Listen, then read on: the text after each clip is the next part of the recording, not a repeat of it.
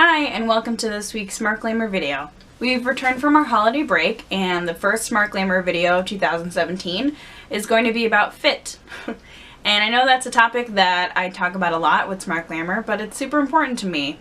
A lot of campaigns and messages I put out are a little bit inspired by a response to different online content that I see where people are talking about fit and not really getting it right because the average person just doesn't have the education about design and about how clothing is made. And recently I saw a new piece online that was talking about a specific fast fashion brand and trying it out on different body types and seeing if it was worth buying, basically. Somewhat like a review. And a lot of the points were super valid, but one of the things that they kept bringing up was fit. And they were using the fit of the clothing on two different body types to be a reason why or why not you shouldn't purchase it, and why or why not the quality isn't good. And while if you have a body type exactly like one of those two people, it would be helpful to know how clothing's going to fit on that body type. But that doesn't necessarily mean that the quality of the clothing itself is bad. So instead of the fit of a garment, what really should be looked at as a marker for the quality is, first of all, the fabrication. You should always be able to look up the content of fabric of a garment that you're going to buy online.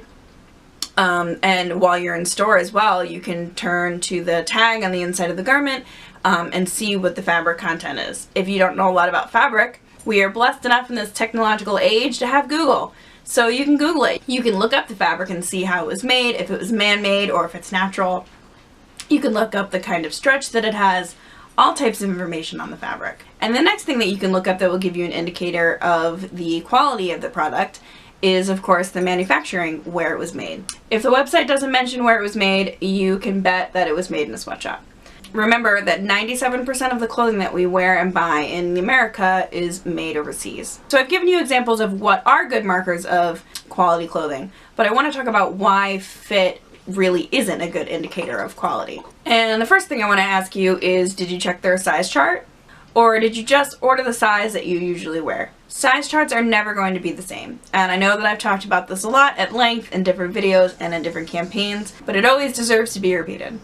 And as I've also discussed in size and consistency videos, when garments are made overseas, they are more often than not being manufactured in different places and also being designed in different places. So you can order two items from the same clothing site or from the same clothing store, and if it's fast fashion, they may not fit the same at all because they're not being made by the same people. And on a lot of websites where they sell fast fashion and they buy their clothes from wholesalers, there will even be a note in small print underneath their size chart saying that this is an average and it will not exactly represent every single item as all the items are made in different places.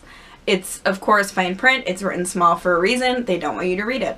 And of course, the big reason why fit is not a good indicator of quality is that we are all made differently as well. You will not always fit into one exact size. I want to show a photo from a campaign that I did over the summer called In Your Size.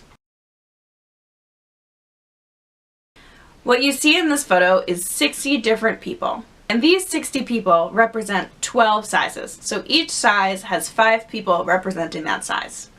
But because human beings are not robots that come out of molds from a factory, 2/3 of the people in this photo are not exactly the set size of the clothing that they're wearing. Meaning they may be one size on top and one size on the bottom, they may be completely between sizes, etc. So how did I get them all to wear the exact same outfit in that set size and have it fit?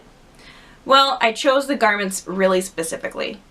I chose a skirt that's fitted at the waist and then flares away, and I chose a top that is not super fitted, is very stretchy, and the back has a cowl, so it's pretty forgiving. This way, I could judge the person's size only based off their waist, and not based off their bust, waist, and hip, and therefore have the outfit fit very well no matter who put it on. There are certain aspects of people's bodies that are not going to change and that are never going to fit in one neat size. Just take a look at these images from a different campaign that I did called Fit for Everybody.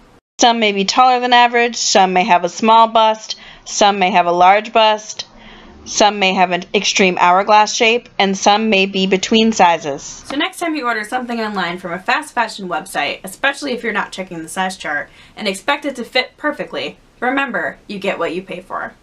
I hope you enjoyed the Smart Glamour video. If you did, please give it a like, please comment below, please give it a share to your friends. If you're watching us on YouTube, don't forget to subscribe. Have a great night.